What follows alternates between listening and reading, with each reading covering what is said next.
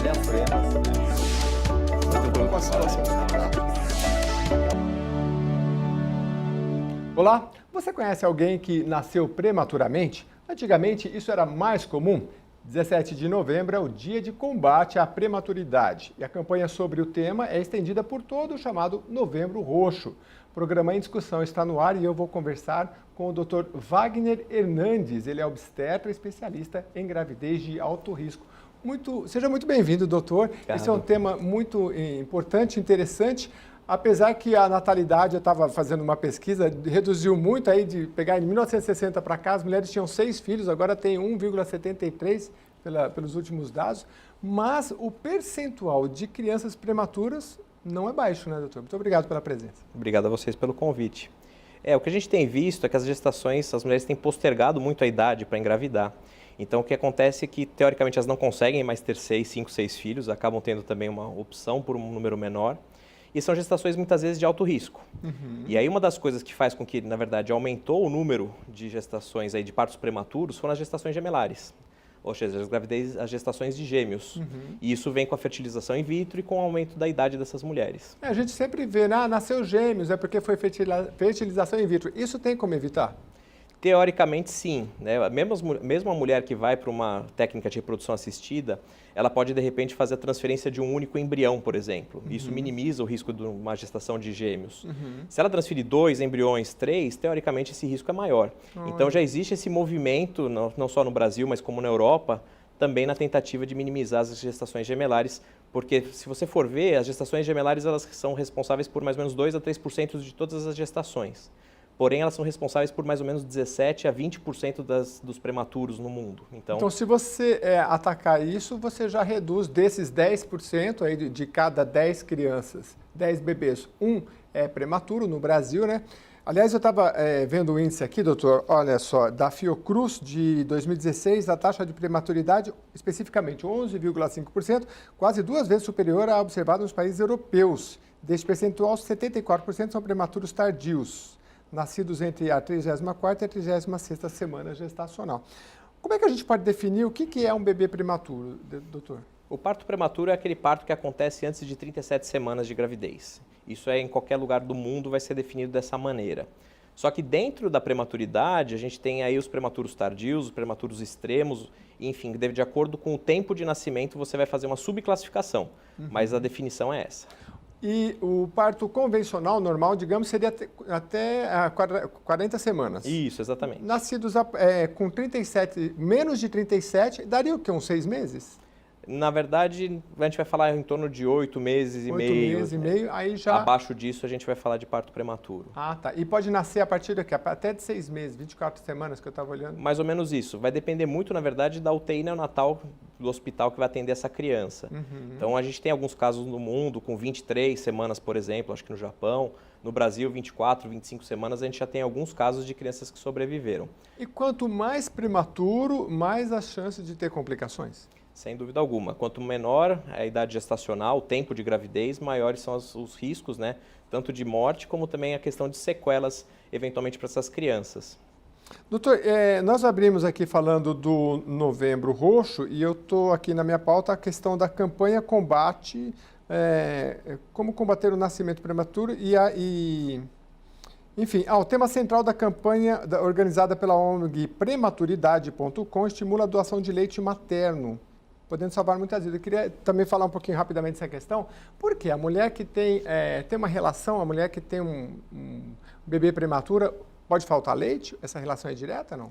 Na verdade, os bebês prematuros, principalmente os prematuros extremos, eles não amamentam, né? Porque eles têm geralmente um quadro de disfunção respiratória. Certo. Então, o que acontece? Eles são alimentados por sonda e aí geralmente esse leite vem um leite do banco de leite. Então, várias mães de bebês na UTI doam esse leite e esse leite é dado para essas crianças durante essa fase.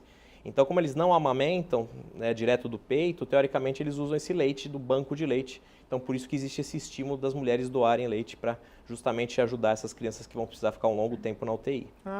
Mas não é toda mulher também que pode doar leite. Algumas podem, outras não.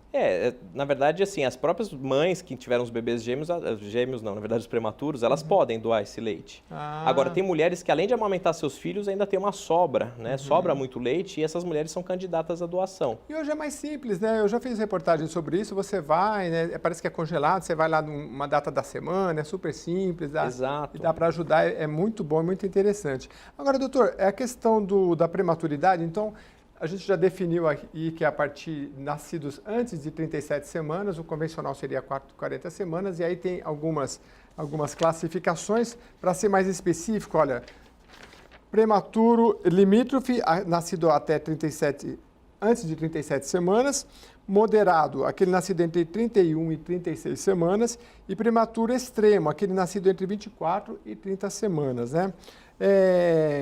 Geralmente essas características eu estava vendo aqui, bebê com a pele um pouquinho mais fina, né? Ele não está... A formação já foi praticamente completa, mas quais são as principais características, doutor? Na verdade, a maior parte das vezes falta maturidade de alguns órgãos. Então, a pele, por exemplo, é um deles. Então, essas crianças, por exemplo, quando nascem muito prematuras, elas precisam ficar naquele berço aquecido, porque elas têm uma tendência, por exemplo, a perder calor. Mas acho que o órgão principal, a gente vai falar muito do pulmão, porque a maturidade do pulmão, ela começa ao redor de 34 semanas. Por isso que tem essa divisão com 34, porque antes de 34, a chance desse pulmão estar maduro é muito baixa. Então, essa é uma preocupação que a gente tem justamente quando a mulher, por exemplo, entra em trabalho de parto prematuro, a gente tenta segurar, muitas vezes, quando isso é possível. E a ideia de segurar não é segurar até o final da gravidez, é segurar por pelo menos 2 dias para dar tempo de dar uma substância, que a gente chama de corticoide, para amadurecer o pulmão dessa criança caso ela precise nascer. Tá. Agora, doutor, tem como saber se uma criança vai nascer prematuramente ou não? Eu até vou fazer um parênteses para contar uma rápida história, que eu conversando com uma colega, ela falou, olha, a minha amiga, ela foi no obstetra, tipo, na terça, na quarta ela sentiu dores muito fortes, achou que era mais uma crise de cólica, enfim, mas não aguentou, teve que ir para o hospital. Aí depois foi transferida para um outro hospital, a ambulância errou o endereço, o bebê teve parada respiratória, enfim, teve complicações. Dá para saber, a medicina tem condições de saber se vai nascer prematuro ou não? A gente hoje consegue fazer algum tipo de triagem. Tem mulheres que já têm uma predisposição maior de saída. Então, por exemplo, as mães de gêmeos, por exemplo, têm um risco maior já de prematuridade sabidamente. Mulheres que tiveram um bebê prematuro anterior também têm esse risco adicional. Então, ela tem que tomar cuidado. Já teve um prematuro, a chance é muito aumenta. grande. E aí a gente tem intervenções para minimizar esse risco. Tem a questão das exposições ocupacionais. Então, a gente sabe que mulheres que trabalham durante o período da noite, ficam muito tempo de pé, passam por estresse, a questão, por exemplo, de tabagismo. Tem vários pontos que a gente sabe que aumenta esse risco. Então, a gente já vai, durante o pré-natal, classificando quem é de maior risco ou quem é de menor. Mas existe um percentual da população que não tem nenhum desses fatores de risco e, eventualmente, pode ter esse parto prematuro. E aí, o que a gente tem nos tempos atuais de mais interessante é que a gente faz uma avaliação do colo do útero, por exemplo, com ultrassom, na época do segundo morfológico, que é ao redor aí da 20ª semana, que seria, na verdade, na metade da gravidez. E o que a gente sabe é que as mulheres que têm o colo do útero, que seria como se fosse a fechadura do útero, mais frágil, esse grupo tem um risco maior de parto prematuro. E nesse grupo a gente consegue ter algum tipo de atuação para minimizar esse risco. Isso a mulher pode pedir para o médico, por exemplo, doutor, eu queria que fizesse essa avaliação, porque a gente está falando em um caso, em casa 10, não é muito pouco, né? Então, assim, é uma medida preventiva, né? E não é um exame complexo, né? Você só precisa do aparelho de ultrassom que já está ali para ser feito morfológico. Então, em alguns países, isso já foi instituído como uma medida para todo o pré-natal, inclusive no serviço público.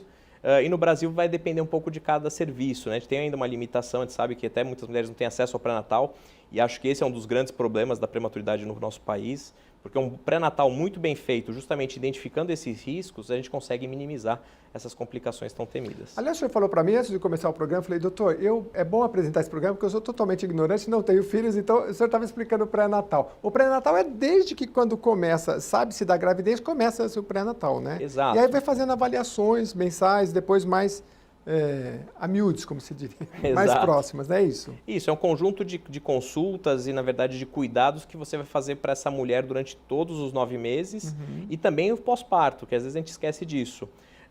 Então, na verdade, a maior parte das vezes essa mulher, assim que ela descobrir que está grávida, ela deve procurar o hospital, aí, ou, na verdade, o posto de saúde próximo da casa dela, ou o médico particular dela, e iniciar essa sequência de consultas, como você bem disse. E isso a gente percebe que faz uma diferença enorme no resultado, tanto para a mulher quanto para o bebê. Agora, então, para fazer uma recapitular um pouquinho, eu vou perguntar para o doutor se tem questões genéticas ou não, mas enfim, se o bebê nasceu com menos de 37 semanas, aí é o prematuro, o ideal é que ele nasça então com 40 semanas. Tem o que fazer? Claro, todas aquelas recomendações gerais, a alimentação, drogas nem pensar, eliminar o tabagismo. Eu conheço mulheres que pararam de fumar, teve a criança e depois voltou a fumar, mas é melhor do que... Minimiza, pelo menos para o bebê. Não parar, né? Sim. Enfim, agora, é um caso em cada 10. Então, assim, existe a medição do colo do útero, que o doutor colocou aqui, que é importante, que dá para saber se existe essa possibilidade maior ou não. Gêmeos tem mais possibilidade. Agora, que mais, doutor, que a gente pode falar em relação à precaução?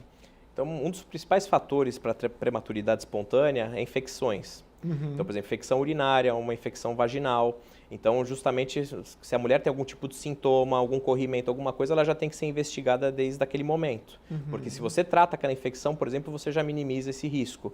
Tanto dela entrar em trabalho de parto, como, por exemplo, de romper a bolsa, que seria aí um outro fator que vai levar, provavelmente, à prematuridade. Uma outra coisa que é legal de fazer no pré-natal é cuidar das mulheres que têm maior risco de diabetes. Porque a diabetes na gravidez faz com que os bebês sejam, muitas vezes, quando a diabetes não é bem controlada, faz bebês grandes, com muito líquido. E a gente sabe que o útero, quando ele distende, como qualquer elástico, a hora que você puxa muito elástico, ele tem uma tendência a contrair. Então, por exemplo, funciona parecido com o mecanismo, talvez, do gemelar. O diabetes faz com que a criança nasça maior? Exatamente. Ah, é? O diabetes mal controlado faz com que essas crianças sejam grandes, com muito líquido. E essa distensão, essa hiperdistensibilidade do útero, tem uma tendência a um parto prematuro, tanto por contrações como por romper a bolsa. Interessante. E eu estava vendo a questão do diabetes, às vezes a pessoa é pré-diabética também, às vezes precisa tomar um cuidado também. No caso da gravidez, não sei, né? Mas tem que olhar bem de perto isso nesses índices. O que é interessante na gravidez é que às vezes assim, você vê uma mulher magérrima, que não tem nenhum antecedente familiar de diabetes e ela parece com uma diabetes quando você faz o exame de sangue. Nossa. Isso acontece porque, na verdade, é um hormônio produzido pela placenta. Ah, não é que ela começou a comer açúcar. Exato, não é questão de uma má alimentação apenas. Tem mulheres que têm uma dieta exemplar.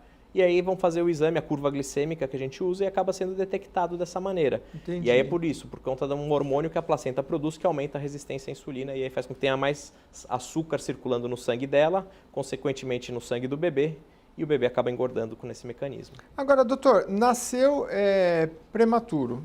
Quais as orientações gerais? O ideal é que o prematuro nasça num hospital, numa maternidade que tenha uma UTI neonatal adequada. Então, acho que esse é o primeiro ponto. Uma criança que nasce prematura, se não for bem assistida logo no começo, teoricamente ela tem um potencial de evoluir muito mal. Então, acho que sim, tentar identificar quem é a mulher de risco, transferi-la para um hospital de alto risco, isso vai fazer já uma diferença tremenda. Outra coisa que eu comentei anteriormente é justamente, se você percebe que essa mulher está em trabalho de parto prematuro, o ideal é que você iniba o trabalho de parto prematuro dela, faça a tal da injeção de corticoide para amadurecer esse pulmão, para que se essa criança realmente nascer, ela já nasça em melhores condições. Então, essa é uma outra coisa. E para casos abaixo de 32 semanas, hoje a gente usa uma substância que chama sulfato de magnésio para proteger o sistema nervoso central. Porque as crianças prematuras têm um risco maior de hemorragia intracraniana, ou seja, de sangrar na cabeça, porque eles são muito frágeis. Quando você faz essa medicação, a gente percebe que minimiza esse risco. Tanto que o Dedê, a gente fala como é que... moleira. A moleira, né? Ela vai fechando, né? O cérebro, ele é muito frágil. Ele é muito frágil e nos bebês prematuros ainda mais. Então, quando a gente percebe que vai nascer com 28 semanas, a gente faz o corticoide e aí faz essa medicação sulfato de magnésio para minimizar esse risco de hemorragia intracraniana e, consequentemente, essa criança vai ter uma evolução bem melhor. Quando ocorre esse parto prematuro, geralmente a criança vai ter que ficar, e talvez a mãe também, internada por algumas semanas, né? Exato. As crianças, geralmente, a conta que tem que ser feita é que pelo menos ela vai ficar internada até chegar às 34 semanas. Então, esse é um cálculo básico. Nasceu com 28 semanas, são pelo menos 6 semanas de internação na UTI, pelo menos. E geralmente vai precisar de um tempo adicional. Então, esse é um cálculo que já é feito. Em relação à mãe, vai depender muito, na verdade, se foi um parto espontâneo, e porque também existe a prematuridade que a gente força a prematuridade porque, por exemplo, a mãe está em risco. Então, ela às vezes está com uma pressão enorme, a gente sabe que se a gente não tirar o bebê e a placenta, essa mulher vai acabar tendo uma convulsão, vai ter um acidente. Então, quando a gente faz esse parto, geralmente são mulheres de alto risco, né, que vão demorar para se restabelecer. Mas é menor, né? O senhor me falava que o espontâneo é cerca de 80%. Exatamente isso. Então, na verdade, o tempo de permanência geralmente maior são dos bebês e das mães só nos casos de alto risco, nesses 20% aí de prematuridade eletiva, aí, digamos assim.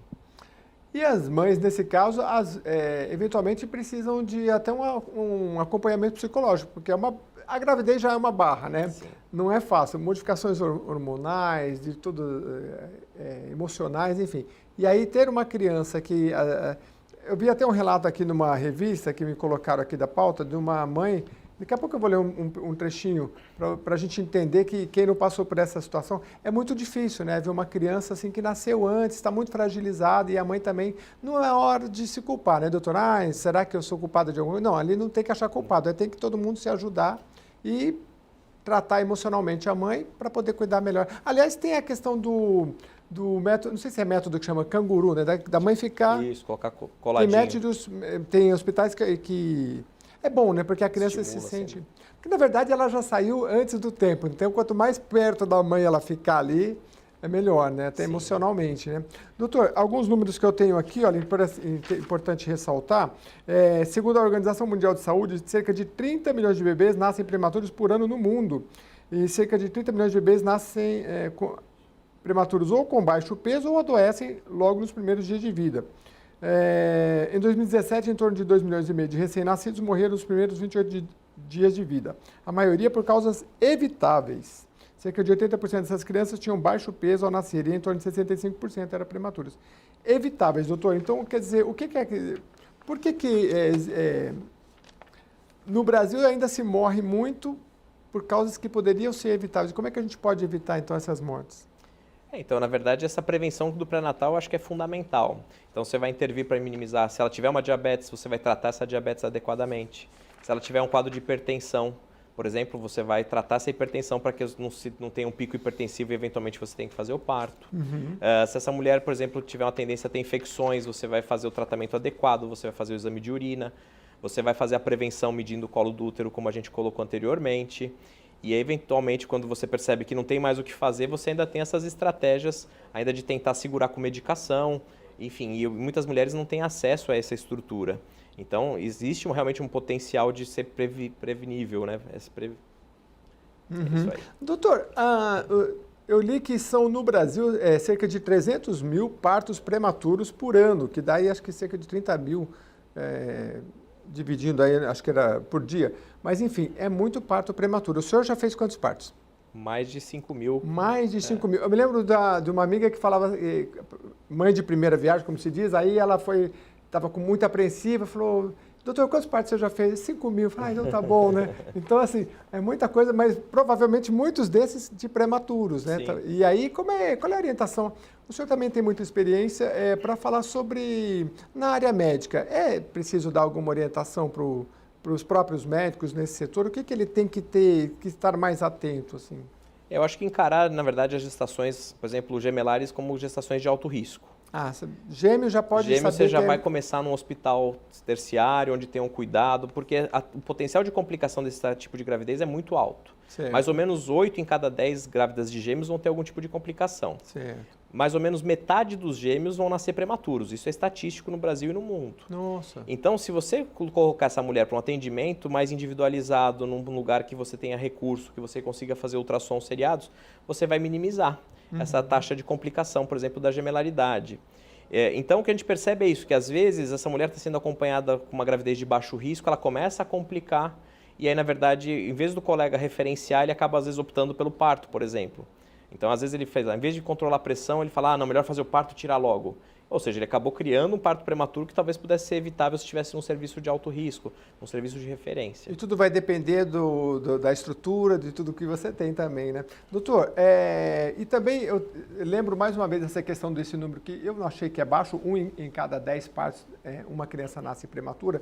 Então, acho que uma orientação legal também, que assim, se vai nascer com 9 meses, tudo bem, mas se a partir de 6 para 7 meses já pode ser prematuro, já deixar o endereço do hospital, um carro meio próximo para saber, deixar tudo mais ou menos preparado. Se precisar, já está pronto, né? Porque a gente sabe de casos assim que a pessoa precisou sair correndo, achou, como eu contei no início do programa, achou que era uma cólica, chegou no hospital, não tinha sequer, não era maternidade, não tinha atendimento correto, foi transferido, ou seja, vai gerando. Então, se precaver não é para alarmar ninguém, mas ao mesmo tempo acho que é importante você já deixar tudo prontinho, né? E aquele acompanhamento é o mais próximo possível. Até porque por mais que se acompanhe, pode ocorrer os casos que o senhor falou aqui espontâneos, e aí não tem muito o que fazer, né?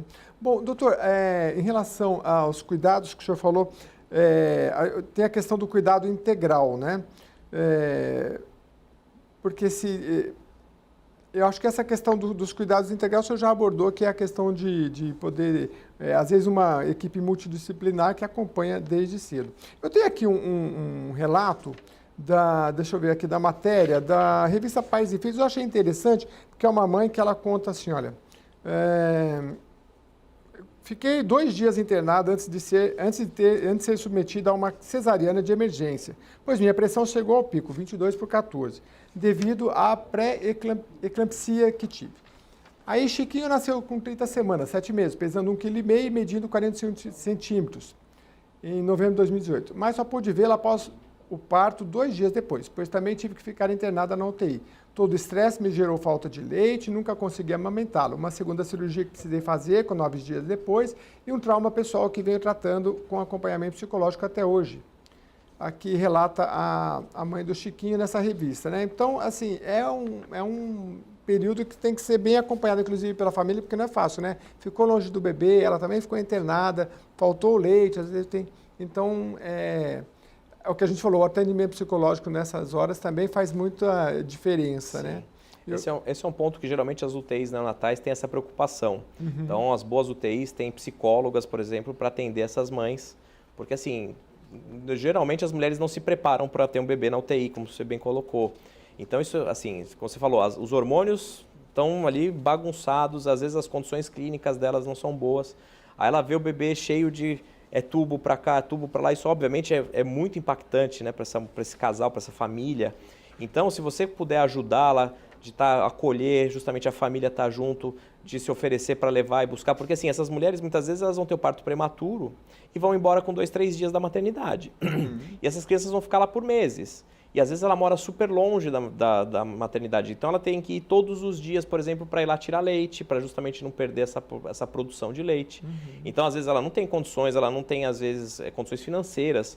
Então às vezes conta com a ajuda do vizinho, de um amigo. Então isso é muito interessante. Então é legal que quem puder colaborar eventualmente com essas mães de UTI vai fazer um bem enorme, porque assim elas precisam desse apoio, elas precisam dessa ajuda, desse carinho. Em relação ao bebê, doutor, o senhor falou no início do programa que quanto mais prematuro, maior o risco de complicações. Na vida adulta pode haver complicações e eu queria que o senhor relatasse e detalhasse um pouco, né, quais são as complicações mais comuns no caso da prematuridade. Na prematuridade extrema, né, essas jovens, tipo, abaixo de 28 semanas, as complicações são grandes. Então as principais complicações são sequelas neurológicas. Às vezes as crianças têm retinopatia, ou seja, elas têm dificuldade visual, elas têm dificuldade de audição. Então, tem casos gravíssimos e isso geralmente é irreversível. Tem a questão pulmonar, como eu já disse para vocês. Então, às vezes, quando você vê um bebê muito prematuro de 23 semanas indo embora para casa, muitas vezes eles vão com oxigênio para casa, porque justamente é um pulmão que ainda não está pronto, não estava mesmo com todo o recurso tecnológico, ele não consegue se desenvolver de uma maneira ideal. E aí a questão da repercussão disso, por exemplo, para a vida adulta, como você bem colocou, é interessante de ver que as crianças que nasceram muito prematuras, elas têm um risco na vida adulta de ter, por exemplo, hipertensão, ou seja, pressão alta, e de ter diabetes, por exemplo. Então isso é uma coisa que vale a pena também se ater, né? Então se você nasceu prematuro, é melhor você depois ficar mais alerta na sua saúde na vida adulta, porque talvez você tenha esse risco adicional. É interessante, talvez muita gente não tenha essa informação, né? Porque é comum, até antes de começar o programa, citamos aqui alguns casos de pessoas que a gente conhece que nasceram prematuramente e viveram até 80, 90 anos, pode ter uma vida normal. Sem dúvida. Tem muita gente que nasceu no tempo convencional e teve complicações, tem de tudo.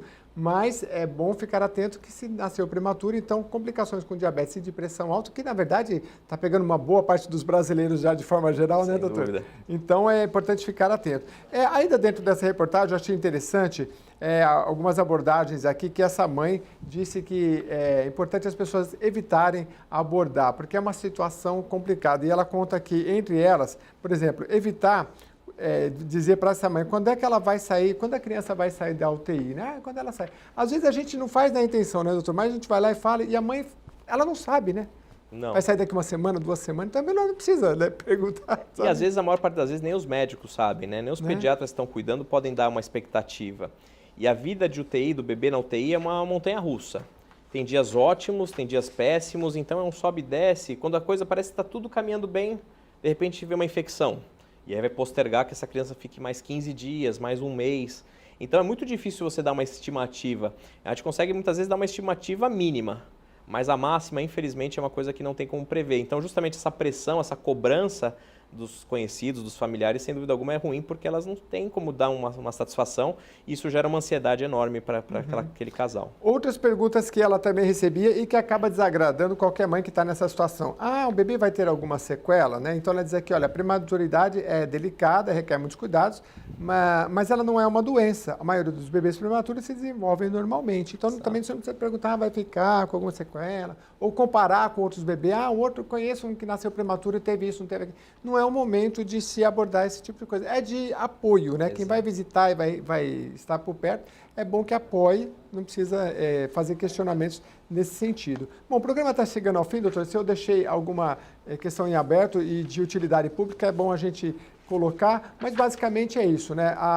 As prevenções, como o senhor já colocou, além de toda a prevenção da gravidez, estar muito atento ao tabagismo, ou seja, o uso de drogas, alimentação adequada, controlar o estresse, né, que não é fácil, né?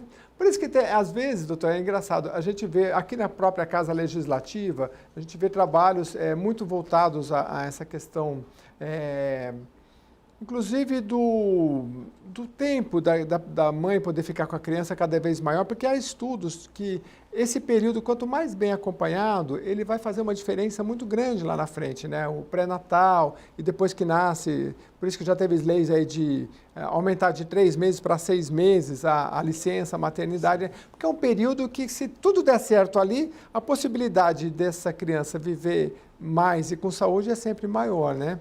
Agora, é alarmante, doutor, o nosso Brasil ainda estar aí com níveis, em relação à Europa, que é o que a reportagem traz, muito, mais do que o dobro de prematuros proporcionalmente do que em outros países, por conta de um atendimento adequado, né? Exato, acho que se a gente pode dar alguma dica, acho que é isso, é fazer um bom pré-natal. Então acho que tem que melhorar, acho que é a saúde pública, sem dúvida alguma, acho que esse é um diferencial que os outros países têm. E aí, até aproveitando essa questão, né, de estar com vocês aqui, de falar, de repente, essa questão da licença maternidade, né? Isso já foi muito discutido. Porque é isso, imagina uma mulher que tem o parto com 26 semanas, o bebê dela vai ficar internado 3 meses, 4 meses. Se ela tem uma licença, né, de 4 meses, 6 meses, acabou. Então, existe uma luta dessas mães de prematuros justamente de falar assim, olha, vamos tentar, de repente, estabelecer que durante o período de internação na UTI a licença não seja contada, porque Sim. Teoricamente ela estaria grávida até lá, né? É. Então acho que talvez uma mobilização talvez da população e aí também aí de toda a política nacional seria Sim. muito interessante nesse sentido para dar esse acolhimento para que essa mulher também depois em casa possa ficar com o filho, porque muitas vezes o filho chega em casa e ela já está voltando a trabalhar. Ela já está voltando e ela é uma verdade. criança que geralmente precisa de mais cuidado. E não é pouco, como nós trouxemos aqui, mais de 11%, ou seja, uma em cada 10 crianças no Brasil que nasce prematura, são aí 300 mil partos por ano. Doutor Wagner Hernandes, obstetra, muito obrigado pela sua presença. Com certeza vai voltar aqui mais vezes. Obrigado. Obrigado pelo convite. Pela sua atenção. E a você que nos acompanhou até agora, e também pelas redes sociais, mande suas questões, suas perguntas, que a gente vai pautando aqui a nossa programação de acordo com as suas indicações. Até o próximo programa em discussão.